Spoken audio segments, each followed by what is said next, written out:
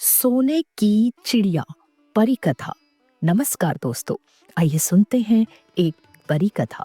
बहुत पुराने जमाने की बात है। एक राजा था। उसके महल में एक बहुत सुंदर बाग था। बाग में तरह तरह के फूलों के पौधे और अनेक प्रकार के मीठे फलों के पेड़ थे। लेकिन इस बाग में सबसे आश्चर्यजनक चीज थी एक सेब का पेड़, जिसमें सोने के सेब लगते थे। राजा ने इस पेड़ की देखभाल का खास इंतजाम करके रखा था। जब इसके फल पकते थे तो चौकीदार रात दिन पेड़ का पहरा दिया करते थे, ताकि कोई सोने का सेब चुरा कर न ले जाए। लेकिन एक दिन की बात है कि बाग के माली ने जब सोने के सेबों को गिना तो उसमें से एक सेब गायब था। उसने दौड़कर राजा को खबर दी। राजा फौरन बाग में पहुंचा। उसे यह देखकर बड़ा आश्चर्य हुआ कि देखभाल का पूरा पक्का इंतजाम होने पर भी एक सेब किसी ने चोरी कर लिया। उसने ऐलान किया कि कोई सोने के सेब को चुराने वाले चोर का पता देगा तो उसे इनाम दिया जाएगा। सबसे बड़े राजकुमार ने राजा से कहा कि रात में वह पहरा देगा और चोर को पकड़ने की कोशिश करेगा। राजा ने उसको उसकी इजाजत दे दी। वहां राजकुमार रात में पहरा देने लगा, लेकिन 2 घंटे बाद ही उसे नींद आ गई और वह सो गया। सुबह उठकर जब उसने सेबों को गिना तो वह देखकर चकित रह गया कि रात भर में एक और सेब गायब हो गया था। इसके बाद दूसरी रात को मछली राजकुमार ने पहरा देने का काम संभाला। उसे भी नींद आ गई और तीसरा सेब चोरी हो गया। राजा बहुत चिंतित था। दरबारियों की भी समझ में नहीं आ रहा था कि क्या किया जाए। सब लोग उदास बैठे थे कि इतने में सबसे छोटा राजकुमार आया और उसने कहा कि आज की रात मैं पहरा दूंगा और चोर पकड़ूंगा। राजा इस राजकुमार से खुश नहीं रहता था और वो इसे मूर्ख भी मानता था। उसने उसे डांटते हुए कहा, तुम क्या समझते हो? क्या तुम्हें इसमें सफलता मिलेगी? तुमसे बड़े और तुमसे ज्यादा समझदार दोनों राजकुमार इस काम में असफल हो चुके हैं। तुम जाओ, अपना काम करो। लेकिन छोटा राजकुमार नहीं माना। उसने राजा से प्रार्थना की कि उसे एक मौका जरूर दिया जाए। अंत में राजा राजी हो गया। राजकुमार रात में पहरा देने लगा। उसने तय किया कि वह किसी भी हालत में नहीं सोएगा और चोर को जरूर पकड़ेगा।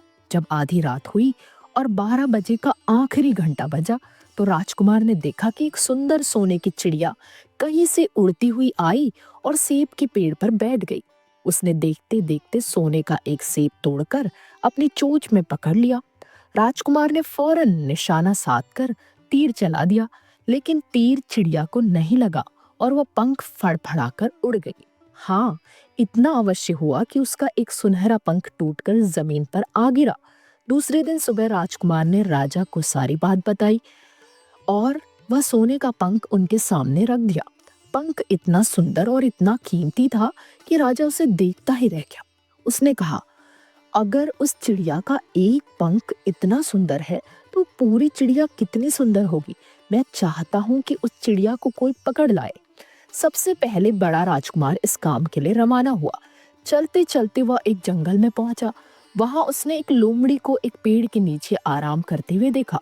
राजकुमार ने मौका देखकर तीर अपने धनुष पर चढ़ा लिया और तीर छोड़ने ही जा रहा था कि लोमड़ी ने चिल्लाकर कहा, राजकुमार, मुझे मत मारो। मुझे पता है कि तुम सोने की चिड़िया की खोज में निकले हो। तुम मेरी राय मानो तो तुम्हारा काम जल्दी से पूरा हो जाएगा। तुम इसी रास्ते से सीधे चले जाओ। शाम होने पर तुम एक गांव में पहुंचोगे। वहां तुम्हें आमने सामने 2 सराएं मिलेंगी। एक सराय खूब सजी सजाई और सुंदर सी होगी, लेकिन तुम उसमें मत ठहरना। तुम उसके सामने वाली दूसरी सराय में ठहरना, जो बहुत मामूली और देखने में भद्दी सी होगी। ऐसा करने पर तुम्हारा काम आसानी से पूरा हो जाएगा। लोमड़ी की बात सुनकर राजकुमार को हंसी आ गई। उसने डांट कर कहा, भाग जाओ यहाँ से। मुझे तुम्हारी सलाह की जरूरत नहीं है। यह कहकर उसने तीर छोड़ दिया, लेकिन लोमड़ी बहुत चालाक थी। वह बचकर निकल भागी। राजकुमार आगे चलता गया। शाम को जब वह एक गांव में पहुंचा तो उसने देखा कि वहां सड़क के किनारे सचमुच 2 सराएं थी। उनमें से एक सराय खूब सजी सजाई थी और उसके अंदर से लोगों के नाचने गाने की आवाजें आ रही थी। दूसरी सराय भद्दी सी थी और वहां अंधेरा घिरा हुआ था। राजकुमार सजी सजाई सराय पर ठहर गया। थोड़ी देर में वह भूल गया कि वह असल में सोने की चिड़िया की खोज में निकला था। उधर जब काफी समय बीत गया और बड़ा राजकुमार नहीं लौटा तो मंझला राजकुमार सोने की चिड़िया की खोज में चल पड़ा। वह भी उसी तरह चलते चलते जंगल में पहुंचा तो वही लोमड़ी मिली। उस राजकुमार ने भी लोमड़ी की बात पर कोई ध्यान नहीं दिया। जब वह शाम को उस गांव में पहुंचा तो बड़े राजकुमार की तरह सजी सजाई सराय में ठहरा। वहां के नाच रंग में मस्त होकर वह भी अपना काम भूल गया। यहाँ तक कि उसे घर लौटने की भी सुध न रही। अंत में सबसे छोटे राजकुमार ने राजा से कहा कि मैं सोने की चिड़िया की खोज में जाऊंगा। राजा को विश्वास था कि जब उससे बड़े दोनों राजकुमार इस काम में सफल नहीं हुए तो इसे और भी सफलता नहीं मिलेगी। लेकिन उसकी जिद करने पर राजा ने उसे इजाजत दे दी। छोटा राजकुमार तैयार होकर सोने की चिड़िया की खोज में निकला। जंगल में उसे भी लोमड़ी मिली। राजकुमार ने लोमड़ी की बात को ध्यान से सुना और लोमड़ी से कहा, ठीक है, तुम जैसे कह रही हो मैं वैसा ही करूंगा। अब तुम जाओ, मैं तुम्हें नहीं मारूंगा। इस पर लोमड़ी खुश होकर बोली, तुम सबसे अच्छे लड़के मालूम होते हो। तुमने मेरी बात का मजाक नहीं उड़ाया और मुझ पर तीर नहीं चलाया। मैं तुमसे खुश हूँ और तुम्हारी मदद करूंगी। आओ, तुम मेरी पूंछ पर बैठ जाओ, मैं तुम्हें उस सराय तक पहुंचा देती हूँ। देखते देखते लोमड़ी की पूंछ काफी बड़ी हो गई और राजकुमार उस पर बैठ गया। उसके बैठते ही लोमड़ी हवा में उड़ने लगी और थोड़ी ही देर में मैदानों और पहाड़ों को पार करके उसी गांव में जा पहुंची। राजकुमार ने उसकी सलाह को मानकर छोटी और पुरानी सराय में ही डेरा डाल दिया और दूसरी सजी सजाई सराय से दूर ही रहा। दूसरे दिन सुबह उठकर जब वो आगे बढ़ा तो कुछ दूर चलने पर उसे वह लोमड़ी फिर से रास्ते में मिल गई। लोमड़ी ने उससे कहा, अब मैं तुम्हें बताती हूँ कि आगे तुम्हें क्या करना चाहिए। तुम सीधे चलो। आगे चलने पर तुम्हें एक बड़ा किला मिलेगा जिस पर सिपाही लोग पहरा दे रहे होंगे। तुम सिपाहियों से डरना मत और सीधे अंदर चले जाना, क्योंकि वे इस समय सो रहे होंगे। तुम बेधड़क होकर किले में घुसते चले जाना और उनके कमरों को पार करते हुए उस जगह पहुंच जाना जहां लकड़ी के एक मामूली से पिंजरे में सोने की चिड़िया बंद है। तुम चिड़िया को पिंजरे सहित उठाकर किले से बाहर ले आना। लेकिन एक बात याद रखना, चिड़िया के पिंजरे के पास ही एक बहुत सुंदर सा सोने का पिंजरा भी रखा होगा। तुम भूल कर भी चिड़िया को उस पिंजरे में मत रखना, मगर तुम उसे लकड़ी के पिंजरे में से निकालकर सोने के पिंजरे में रखने की कोशिश करोगे तो बाद में पछताओगे। यह कहकर लोमड़ी ने राजकुमार को फिर से अपनी पूंछ पर बिठाया और थोड़ी ही देर में उसको किले के पास पहुंचा दिया। राजकुमार ने किले के पास जाकर देखा कि सचमुच उसके पहरेदार सो रहे थे। वह बिना डरे सीधा महल में घुस गया और थोड़ी ही देर बाद वह उस कमरे में जा पहुंचा जहां सोने की चिड़िया एक पिंजरे में बैठी हुई थी। पिंजरे के पास ही सोने के 3 सेब पड़े हुए थे। इन सेबों को देखकर राजकुमार ने फौरन पहचान लिया कि ये सेब उनके पिता के बाग के ही थे। सोने की चिड़िया इतनी सुंदर थी कि राजकुमार उसको देखता ही रह गया और उसको उठाकर लाने ही वाला था कि उसकी नजर पास ही में पड़े एक सुंदर से पिंजरे पर पड़ी। वह पिंजरा बहुत सुंदर था और उसमें तरह तरह के कीमती पत्थर जड़े हुए थे। सोने की चिड़िया के लिए वही पिंजरा ठीक मालूम पड़ता था। राजकुमार लोमड़ी की बात को भूल गया और उसने सोने की चिड़िया को लकड़ी के पिंजरे से निकालकर सोने के पिंजरे में बंद कर दिया। लेकिन नए पिंजरे में आते ही चिड़िया ने खूब जोर जोर से शोर मचाना शुरू कर दिया। राजकुमार पिंजरे को उठाकर कमरे से बाहर भी नहीं निकल पाया था कि बहुत से सिपाही कमरे में घुस आए और उन्होंने राजकुमार को पकड़ लिया। अब राजकुमार को अपनी भूल का एहसास हुआ। उसे याद आया कि लोमड़ी ने उससे क्या कहा था, लेकिन अब क्या हो सकता था। सिपाही उसे खींचते हुए राजा के दरबार में ले गए। राजा की पूछने पर राजकुमार ने सारी बात कह सुनाई। राजा बोला, तुम मेरे महल में चोरी करने के लिए घुसे थे। मैं तुमको माफ नहीं कर सकता। तुम्हें फांसी की सजा दी जाएगी, लेकिन मैं तुम्हें एक मौका देता हूँ। अगर तुम मेरे लिए सोने का घोड़ा ला दो तो मैं न सिर्फ तुम्हें छोड़ दूंगा बल्कि सोने की चिड़िया भी तुमको दे दूंगा। राजकुमार को अपनी जान बचाने के लिए राजा की शर्त माननी पड़ी। अब वह सोने के घोड़े की तलाश में निकला। किले के बाहर जाने पर उसने देखा कि लोमड़ी उसका इंतजार कर रही है। उसने लोमड़ी को सारी बातें बताई। लोमड़ी ने निराश होते हुए कहा, मैं अब तुम्हारी कोई मदद नहीं करूंगी। तुमने मेरे कहने के अनुसार नहीं किया। मैंने जिस तरह से कहा था, अगर तुम उस तरह से काम करते तो इस मुसीबत में नहीं फंसते और सोने की चिड़िया तुम्हें मिल जाती। राजकुमार बोला, इस बार मुझे माफ कर दो, मुझसे गलती हो गई। मेरा काम तुम्हारी सहायता के बिना नहीं चलेगा। मुझे राजा ने सोने का घोड़ा लाने के लिए कहा है, वरना वह मुझे फांसी पर चढ़ा देगा। लोमड़ी ने कहा, खैर, मैं तुम्हें माफ करती हूँ। अब तुम ऐसा करो कि मेरी पूंछ पर बैठकर सीधे चले चलो। कुछ दूर जाने पर तुम्हें एक दूसरा किला मिलेगा। उसी किले की घुड़साल में तुम्हें सोने का घोड़ा बंधा हुआ मिलेगा। महल के नौकर चाकर सब सो रहे होंगे। तुम चुपचाप जाना और घोड़े को खोल लेना। लेकिन एक बात याद रखना, वहां घोड़े के पास ही घोड़े पर कसने के लिए दो जीने रखे होंगे। उनमें से एक तो पुरानी चमड़े की जीन होगी और दूसरी सोने की जीन होगी। तुम सोने की जीन को छूना भी मत और उस घोड़े पर पुरानी चमड़े की जीन को कसकर सवार हो जाना और उसे दौड़ाते हुए किले से बाहर चले आना। राजकुमार ने वादा किया, वह ठीक ठीक वैसा ही करेगा। लोमड़ी ने उसको अपनी पूंछ पर बैठाया और कुछ ही देर में वह उसे लेकर किले के पास पहुंची। किले के पास पहुंचते ही लोमड़ी ने उसे नीचे उतारा और फिर वहां से चली गई। राजकुमार सीधा फाटक से किले में घुस गया। अंदर जाकर उसने देखा कि वहां सभी नौकर चाकर सोए हुए हैं। थोड़ी देर में वो किले की घुड़साल में जा पहुंचा। वहां एक बहुत सुंदर सुनहरा घोड़ा बंधा हुआ था। राजकुमार ने पास जाकर देखा कि वह घोड़ा सचमुच सोने का था। ऐसा सुंदर घोड़ा उसने सपने में भी नहीं देखा था। उसने आगे बढ़कर घोड़े को खोल लिया। जब वो बाहर निकलने लगा तो उसकी नजर एक कोने में पड़ी हुई सोने की जीन पर गई। वह जीन बहुत सुंदर थी और उसमें हीरे मोती जड़े हुए थे। उसके पास ही एक फटी पुरानी चमड़े की जीन पड़ी हुई थी। इतने सुंदर घोड़े पर पुराने चमड़े की जीन कसना राजकुमार को अच्छा नहीं लगा। उसने सोने की जीन उठा ली और घोड़े पर कसना शुरू किया। इतने में घोड़ा जोर से हिलना उठा। किले के नौकर चाकर जाग गए। थोड़ी ही देर में राजकुमार पकड़ लिया गया। राजकुमार को सिपाहियों ने हाथ बांधकर अपने राजा के सामने पेश किया। राजा ने उसकी सारी बातें सुनकर कहा, तुमने मेरे घोड़े को चुराने की कोशिश की है, इसलिए तुम्हें फांसी की सजा दी जाएगी। लेकिन अगर तुम मेरा एक काम कर दो तो मैं तुम्हें छोड़ सकता हूँ। यहाँ से कुछ ही दूर एक सोने का महल है और उसमें बहुत सुंदर राजकुमारी रहती है। अगर तुम अपनी जान बचाना चाहते हो तो उस राजकुमारी को मेरे पास ले आओ। तुम्हें इनाम में वह सोने का घोड़ा दे दूंगा। बेचारा राजकुमार और फिर से एक नई मुसीबत में फंस गया। उसे मजबूर होकर राजा की शर्त माननी पड़ी। अब वह सोने के महल की खोज में निकला। कुछ दूर चलने पर फिर उसे वही लोमड़ी मिली। पता नहीं कैसे लोमड़ी को सारी बातें मालूम हो गई थी। वह बोली, देखो, तुमने इस बार भी मेरी बात नहीं मानी। मेरी बात मान जाते तो ये मुसीबत तुम्हारे गले नहीं पड़ती। खैर, मुझे तुम पर दया आ रही है, मैं तुम्हारी मदद करूंगी। चलो, मैं तुमको सोने के महल तक पहुंचा देती हूँ। तुम महल के बाहर ही कहीं छिपे रहना।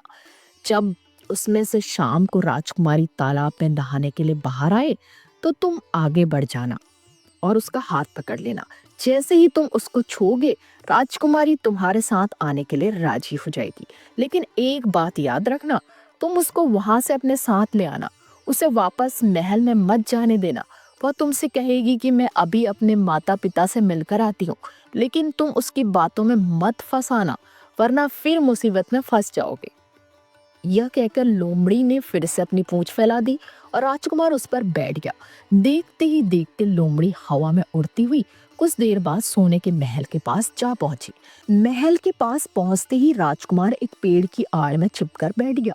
शाम को जब राजकुमारी नहाने के लिए किले से बाहर आई तो राजकुमार ने हिम्मत करके आगे बढ़कर उसका हाथ पकड़ लिया। उसके छूते ही राजकुमारी उसके साथ चलने के लिए तैयार हो गई। वह बोली, राजकुमार, तुम मुझे जहां भी ले जाना चाहोगे मैं तुम्हारे साथ चलूंगी, लेकिन मुझे थोड़ी देर के लिए अपने माता पिता से मिल लेने दो। राजकुमार ने कहा, नहीं, ये नहीं होगा, तुम्हें तुरंत मेरे साथ चलना पड़ेगा। लेकिन राजकुमारी रोने लगी।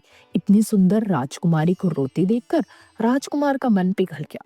अंत में वह राजी हो गया और बोला, जाओ, थोड़ी देर के लिए माता पिता से मिल आओ, लेकिन फिर तुरंत बाहर चली आना। लेकिन राजकुमारी ने जैसे ही किले में पैर रखा, किले के पहरेदार जाग गए और उन्होंने राजकुमार को पकड़ लिया। राजकुमार बहुत पछताया, लेकिन अब क्या हो सकता था? सिपाहियों ने उसे अपने राजा के सामने पेश किया।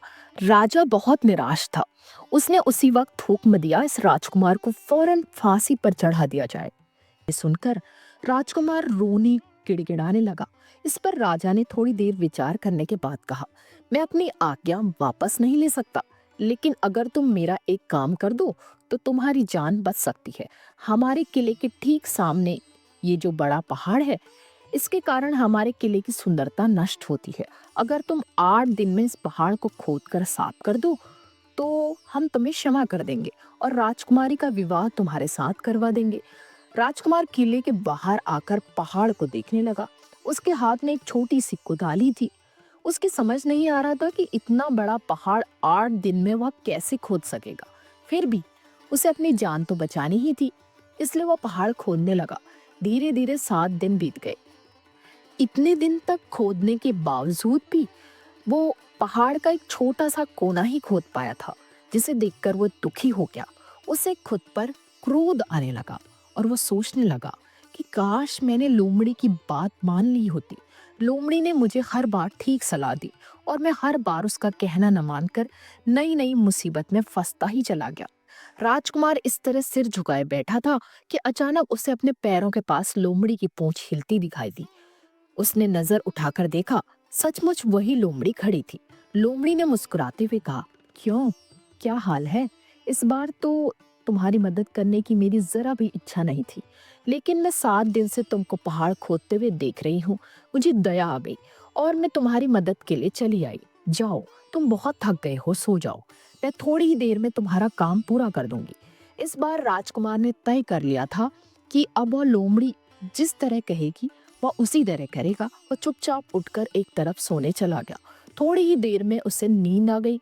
सुबह जब वह सोकर उठा तो उसे अपनी आंखों पर विश्वास नहीं हो रहा था।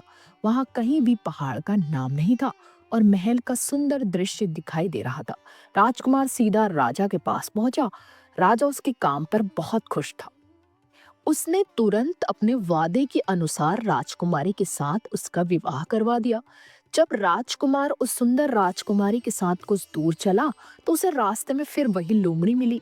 लोमड़ी बोली, बधाई हो राजकुमार, राजकुमारी के साथ तुम्हें देखकर मुझे बड़ी खुशी हो रही है, लेकिन अब तुम्हें सोने का घोड़ा और सोने की चिड़िया भी प्राप्त करनी चाहिए, क्योंकि वे दोनों चीजें तुम्हारे ही लायक हैं और तुम उन्हें आसानी से प्राप्त कर सकते हो।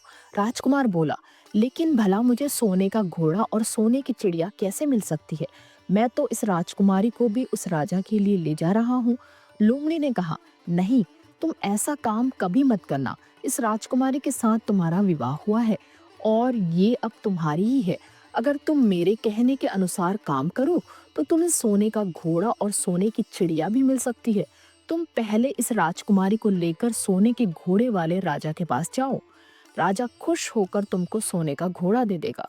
तुम घोड़े पर सवार हो जाना और सवार होकर सबसे विदा लेना। राजकुमारी से तुम सबसे बाद में विदा लेना। जैसे ही तुम राजकुमारी के पास पहुंचो, तुम उसे हाथ से पकड़कर घोड़े के ऊपर खींच लेना और घोड़े को दौड़ा देना। सोने का घोड़ा इतना तेज दौड़ता है कि दुनिया का तेज से तेज घोड़ा भी उसकी बराबरी नहीं कर सकता। जाओ, तुम पहले इतना काम पूरा करो, उसके बाद आगे का काम मैं तुम्हें समझा दूंगी। मैं तुम्हें वहां रास्ते में मिलूंगी। राजकुमार ने ठीक वैसा ही किया जैसा लोमड़ी ने उससे कहा था। जब सोने के घोड़े वाले राजा ने खुश होकर उसे इनाम में सोने का घोड़ा दिया तो राजकुमार उस पर सवार हो गया और उससे विदा लेने लगा। अंत में वो राजकुमारी को उठाकर घोड़े को तेजी से दौड़ाता हुआ किले से बहुत दूर निकल आया। रास्ते में एक पेड़ के नीचे लोमड़ी उसका इंतजार कर रही थी। उसे देखकर लोमड़ी बोली, शाबाश, अब तुम सोने की चिड़िया भी प्राप्त कर लो। जब तुम सोने की चिड़िया वाले राजा के पास पहुंचोगे तो वह इस घोड़े को देखकर बहुत खुश होगा। तुम उससे कहना कि पहले सोने की चिड़िया का पिंजरा मेरे हाथ में दे दो, तब मैं ये घोड़ा तुमको दूंगा। जब वो पिंजरा तुम्हारे पास लाए तो तुम पिंजरा उसके हाथ से छीन लेना और घोड़े को दौड़ा देना। बस ऐसे चिड़िया तुमको मिल जाएगी और कोई तुम्हें पकड़ भी नहीं सकेगा। इस बार भी राजकुमार ने ठीक वैसा ही किया। वह राजकुमारी के साथ घोड़े पर ही बैठा रहा और जब राजा ने उसके हाथ में सोने की चिड़िया का पिंजरा दिया तो उसने देखते देखते ऐड़ मार दी और सोने का घोड़ा हवा से बातें करने लगा। कुछ दूर चलने पर लोमड़ी उससे फिर मिली। राजकुमार ने उससे कहा, तुमने मेरी बड़ी मदद की। तुम्हारी वजह से मुझे न सिर्फ सोने की चिड़िया मिली, बल्कि सोने का घोड़ा और इतनी सुंदर राजकुमारी भी मिल गई। बताओ, मैं तुमको क्या इनाम दूं? मैं तुमको कुछ न कुछ जरूर देना चाहता हूँ। लोमड़ी ने कहा, अगर तुम खुश हो तो मेरा एक काम कर दो, तुम एक तीर चलाकर मुझे मार दो। इस समय तुम यही सबसे बड़ा काम मेरे लिए कर सकते हो। राजकुमार ने कहा, भला ये कैसे हो सकता है? तुमने मेरी इतनी मदद की है और मैं तुम्हें बदले में मार दूं? मुझसे ये नहीं होगा। यह सुनकर लोमड़ी बड़ी दुखी हुई और बोली, अगर तुम मेरा ये काम नहीं कर सकते तो फिर ठीक है, जाओ। लेकिन मैं तुम्हारी भलाई के लिए ही कह रही हूँ। तुम दो बातें जरूर याद रखना। एक तो तुम किसी कुएं की दीवार पर मत बैठना, और दूसरे, तुम ऐसे लोगों के लिए धन मत खर्च करना जिन्हें फांसी मिलने वाली हो। राजकुमार बोला, भाई तुम भी अजीब हो, तुम्हारी बातें मेरी समझ में नहीं आती। भला मैं कभी कुएं की दीवार पर क्यों बैठूंगा और ऐसे आदमियों पर धन क्यों खर्च करूंगा जिनको फांसी दी जाने वाली हो। लेकिन लोमड़ी ने उसकी बात का कोई जवाब नहीं दिया और अलविदा कहकर वहां से चली गई। राजकुमार सोने का घोड़ा दौड़ाता हुआ आगे बढ़ा। राजकुमारी उसके साथ ही बैठी हुई थी और सोने की चिड़िया का पिंजरा उसके हाथ में था। कुछ ही देर में राजकुमार उस छोटे गांव में जा पहुंचा जिसमें भी दोनों सराएं थी। गांव के लोग और खास तौर से बच्चे उसको देखने के लिए बाहर निकल आए। सोने के घोड़े पर इतने सुंदर राजकुमार के साथ बैठी एक राजकुमारी को देखकर सभी लोग चकित थे। इतने में राजकुमार ने देखा कि गांव के बगीचे में एक जगह बहुत से लोग जमा हैं और कुछ शोर हो रहा है। राजकुमार के पूछने पर लोगों ने बताया कि वहां दो आदमियों को फांसी देने की तैयारी की जा रही है। राजकुमार उधर ही चल पड़ा। वहां पहुंचने पर उसने पहचान लिया कि जिन आदमियों को फांसी दी जाने वाली है वे कोई और नहीं बल्कि उसके ही भाई थे। वे लोग तब से उसी सजी सजाई सराय में रह रहे थे और तरह तरह के बुरे काम करते थे। वे जुआ भी खेलते थे और जुए में बहुत सा धन हार चुके थे। उन्होंने लोगों से बहुत सा रुपया भी उधार लिया था। इन्हीं सब बातों से चिढ़कर अब गांव वालों ने उन्हें फांसी पर चढ़ाने का फैसला किया था। राजकुमार भला ये कैसे होने देता? उसने लोगों से कहा कि मुझसे जितना चाहे रुपया ले लो और इन दोनों को छोड़ दो। उसके बहुत कहने सुनने पर लोग राजी हो गए और उन्होंने उन दोनों आदमियों को रिहा कर दिया। राजकुमार अपने भाइयों को छुड़ाकर आगे चला। कुछ दूर चलने पर जंगल में उन्हें एक कुआं दिखाई दिया। इस पर राजकुमार कुछ देर कुएं के पास आराम करने के लिए कहते हैं। वहां ठंडा पानी पियेंगे फिर आगे चलेंगे। राजकुमार अपने भाइयों की बात सुनकर राजी हो गया। अब तक वो ये भी भूल चुका था कि उसने लोमड़ी से क्या वादा किया था और घोड़े से उतरकर कुएं की दीवार पर जा बैठा और आराम करने लगा। उसके दोनों भाइयों ने मौका देखकर उसे कुएं में धकेल दिया। उसके बाद उन्होंने घोड़े पर राजकुमारी को डाला और सोने की चिड़िया का पिंजरा उठाया और वहां से चलते बने। कुछ ही देर में वे लोग अपने राज्य में लौट आए। घर लौटकर उन्होंने राजा से कहा, हम लोग सोने की चिड़िया को पकड़ लाए हैं। इसी चिड़िया ने हमारे बाग में से सोने के सेब चुराए थे। इसके साथ ही हम ये सोने का घोड़ा और राजकुमारी भी लाए हैं। राजा बहुत खुश हुआ। सारे राज्य के लोग खुशियां मनाने लगे, लेकिन राजकुमारी खुश नहीं थी। वह बराबर रोती ही रहती थी। उसने खाना पीना छोड़ दिया। यही नहीं, घोड़े ने भी दाना पानी बंद कर दिया और सोने की चिड़िया भी उदास रहने लगी। राजा ने बहुत कोशिश की, लेकिन न तो राजकुमारी खुश हुई, न सोने के घोड़े और सोने की चिड़िया ने दाना खाया। उधर छोटा राजकुमार कुएं में गिर तो गया था, लेकिन वह मरा नहीं। कुआं बहुत गहरा था, लेकिन उसमें पानी बहुत थोड़ा था। वह कुएं में बैठा बैठा अपने भाग्य को कोसता रहा। अब उसे फिर उसी लोमड़ी की याद आई और वह पछताने लगा कि अगर मैंने उसका कहा मान लिया होता तो मैं मुसीबत में न फंसता। राजकुमार ने जैसे ही लोमड़ी को याद किया, लोमड़ी न मालूम कैसे कुएं के मुंह पर आ पहुंची और बोली, देखो राजकुमार, मैंने पहले ही तुम्हें समझाया था कि किसी कुएं की दीवार पर मत बैठना और ऐसे आदमियों की मदद मत करना जिन्हें फांसी दी जाने वाली हो, लेकिन तुम नहीं माने। खैर चलो, अब आखिरी बार मैं फिर तुम्हारी मदद किए देती हूँ। लो, मेरी पूंछ पकड़ लो और कुएं से बाहर निकल आओ। ये कहकर लोमड़ी ने अपनी पूंछ कुएं में लटका दी। देखते देखते पूंछ इतनी लंबी हो गई कि कुएं के पैंदे में पड़े राजकुमार के पास जा पहुंची। राजकुमार उसे पकड़कर कुएं से बाहर निकल आया। लोमड़ी ने उससे कहा, जाओ, अब तुम अपने घर जाओ, लेकिन जरा होशियार रहना। तुम्हारे भाई तुम्हारी जान के दुश्मन हैं। वे लोग जरूर तुमको ढूंढ रहे होंगे। राजकुमार घर की ओर चल पड़ा। अपने राज में पहुंचने पर उसे एक भिखारी मिला। भिखारी को उसने अपने सुंदर कपड़े दान में दे दिए और उनके भद्दे पुराने कपड़े पहन लिए। इस तरह भेष बदलकर वह अपने किले में पहुंचा। वहां उसके पहुंचने पर एक बड़ी आश्चर्यजनक बात हुई। सोने का घोड़ा खुशी से हिनहिनाने लगा और दाना खाने लगा। सोने की चिड़िया भी अपने पिंजरे में खुशी से फुदकने लगी और गाना गाने लगी। राजकुमारी ने अपने आंसू पोंछ डाले। वह भी खुश दिखाई देने लगी, लेकिन राजा की समझ में कुछ नहीं आया। उसने राजकुमारी से इसका कारण पूछा तो वो बोली, मैंने तो पहले ही आपको सारी कहानी बता दी थी। आपके बड़े और मंझले राजकुमार ने छोटे राजकुमार के साथ धोखा किया है। उन्होंने आपको भी धोखा दिया है, लेकिन अब आपका छोटा राजकुमार यहाँ पर आ पहुंचा है, इसलिए मुझे बहुत खुशी हो रही है। उसी के साथ मेरी शादी हुई है और मैं उसके साथ ही सुखी रह सकती हूँ। फिर उसने मैले कुचेले कपड़े पहने हुए एक आदमी की ओर इशारा करते हुए कहा, वो रहा आपका छोटा राजकुमार। राजा ने भी अपने छोटे लड़के को पहचान लिया। अब राजा ने अपने छोटे बेटे के बारे में अपने विचार बदल दिए। अब वो उसको बहुत समझदार और बहादुर मानने लगा और उससे बहुत अधिक प्यार करने लगा। उसने उसको राजगद्दी पर बिठाने का निश्चय किया। बड़े और मंझले राजकुमार ने अपने छोटे भाई को ही धोखा नहीं दिया था, बल्कि राजा को भी धोखा दिया था। इससे राजा उनसे बहुत नाराज थे। उसने उन दोनों को अपने राज्य से निकलवा दिया। इसके बाद बड़ी धूमधाम के साथ राजकुमारी के साथ राजकुमार का विवाह हुआ और दोनों सुख से रहने लगे। लेकिन राजकुमार उस लोमड़ी को नहीं भूला जिसने उसकी सहायता की थी। एक दिन समय निकालकर वह जंगल में उस लोमड़ी की खोज में निकला। बहुत ढूंढने के बाद एक पेड़ के खोखले भाग में उसने उस लोमड़ी को चुपचाप बैठे हुए देखा। लोमड़ी बहुत उदास थी और पहले से बहुत ज्यादा दुबली हो गई थी। राजकुमार को देखते ही लोमड़ी ने उसे पहचान लिया और कहा, आह, कहो राजकुमार, आज इधर कैसे भूल पड़े। राजकुमार ने कहा, मैं आज तुम्हें ही ढूंढने के लिए आया हूँ। चलो मेरे बाग में आराम से रहना। वहां तुम्हें किसी तरह की तकलीफ नहीं होगी। यहाँ तो जंगल में तुम्हें खाने पीने की तकलीफ होती होगी और जंगली जानवरों और शिकारियों का भी डर रहता होगा। लोमड़ी ने कहा, नहीं राजकुमार, मैं यहाँ ठीक हूँ। और भला अब तुम्हें मेरे दुख से क्या लेना देना। तुम्हारा काम निकल गया, अब तुम सुख से अपने राज में रहो। राजकुमार बोला, नहीं, तुमने मेरा बड़ा उपकार किया है। मैं तुम्हें इनाम देना चाहता हूँ और अपने साथ ही रखना चाहता हूँ। राजकुमारी भी बहुत खुश होगी, वह भी तुमसे मिलना चाहती है। लोमड़ी ने कहा, अगर तुम सच में मुझे इनाम देना चाहते हो तो मेरा एक काम कर दो। मैंने तुमसे पहले भी कहा था कि तुम तीर चलाकर मुझे मार दो।